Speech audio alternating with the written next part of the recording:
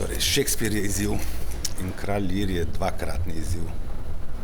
In v prvi fazi sem moral boga Shakespearea spustiti na zemljo in velikega Leara približati sebi in skušati vstopiti v nek osebnejši, intimnejši dialog in s Shakespearom in s Kraljem Learom.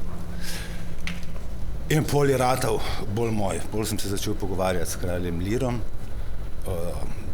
skušal sem ga razumeti, to še zmeraj počnem, skušam prodreti van, torej kot lik, pa hkrati seveda kot zgodbo, kot tekst. Kot rečeno, še zmeraj to počnem, še zmeraj brskam, hkrati pa brskam po sebi in iščem nove ravni najinega dialoga. In seveda skušam prepoznavati neke anomalije, ki sem jih do zdaj prepoznal pri Learu, iskati deloma v družbi, v svetu, v katerem živim in živimo, hkrati pa seveda tudi v samem sebi. Skratka, oblast, moč, anomalije oblasti, anomalije moči. Takrat, ko mešamo funkcije ali pa družbene vloge, takrat, ko ena prevlada nad ostalimi in takrat, ko izgubimo stik z realnim, ko smo gor na enem oblaku, na Olimpu, na prestolu vseh prestolov.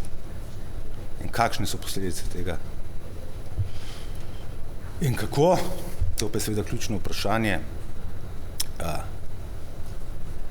kako preživeti padec v realnost, kako sploh dati priložnost realnosti, da jo zagledam, da jo Lear zagleda, ali je boljše zbežati v norost. Še ne vem, je še demokratična faza, faza iskanja, faza mnogoterih možnosti, mnogoterih poti. Vsebine pa so vsekakor že globoko v meni in cel kup enih slik, podob, komaj čakam.